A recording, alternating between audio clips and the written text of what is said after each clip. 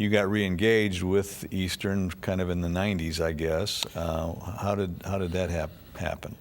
I got involved in the basketball program again when Travis Ford came here. Travis and I became very good friends. And so that's carried over with Jeff Neubauer, and I'm still very, very much a part of that program. And Travis began what he called a tradition of having me come to the first day of practice in October and speak to the team. And the first year he wanted them to know something about the McBrayer years. He thought maybe that might impress them to know what the program was like at one time, because it had been way down before he came here. And so I made a few motivational remarks during that session. So he said, you got to come back next year. And so next year, and then the next year, and the whole time he was here. And then Jeff Neubauer said, we're going to continue that. So every year, the first day of practice, I come and speak to the team with some kind of a motivational speech.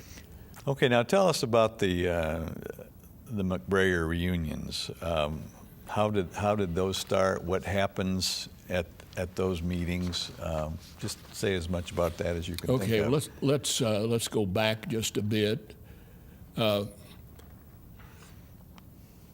College athletes, in this case college basketball players, are a little bit different from ordinary students in terms of how they bond and how they relate with each other.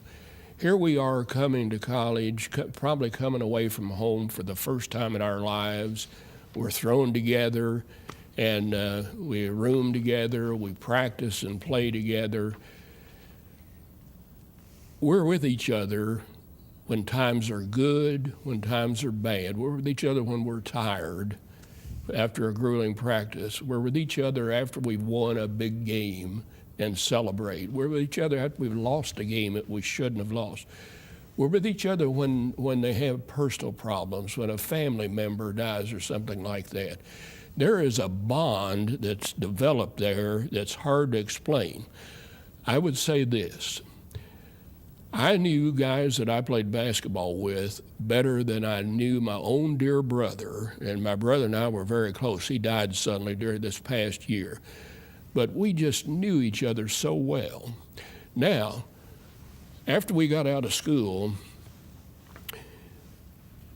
we of course related to the guys that we had played with, but it expanded from that into a relationship with all of the guys that had played for Coach McBrayer during that 16 years.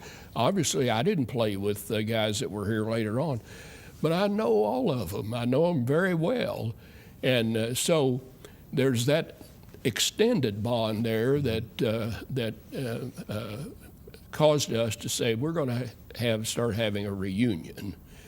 And so we have, and I was told by Larry Bailey that the percentage of participation in the McBrayer reunion is higher than the percentage of eligible people in any other reunion of any organization on this campus. And the guys just flock to that, and so we've done it on an annual basis ever since then. There's a group that played for Coach McBrayer at UK when he was an assistant coach there that apparently respected him more than they did Adolph Rupp, to the extent that they had an annual dinner for him. Well, in recent years, we combined our organizations, and we had those guys come to ours, and they invited me to come to their reunion, which I did and had a great time. But those guys most of them are gone now. They'd be way up in their 80s, and if they're still alive, and so we're unable to do that anymore. But we had through Coach McBrayer, we even had a bond with those people. You mentioned to me the other day some of the other involvements you've had with the athletic program. One in particular was the recruitment of the current athletics director. Can you tell us a little bit about that?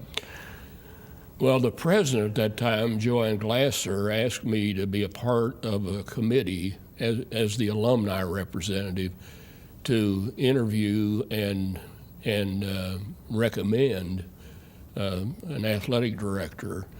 So this committee interviewed maybe 4 or 5 individuals, and President Glasser furnished us with a rather long form where we were to grade each of these applicants in a variety of things. And so after we interviewed the current athletic director, Mark Sandy, I went home and I didn't fill in anything in the describing the characteristics of Mark. I simply wrote at the bottom of the form, "Hire him," and she did. Well, that said it all, I guess. Well, Roy, it's been interesting to talk about EKU then, and again, I a little uncertain because you go back a little bit before I do, and so I still have a hard time picturing what Richmond was like and what Eastern was like in those days. But let me ask you one final question. How would you describe the contribution that EKU has made to your life since you graduated more than 50 years ago? A tremendous contribution. There's not a day goes by that I don't draw on something that I learned at Eastern, either in academics or through Coach McBrayer or other exposures on the campus.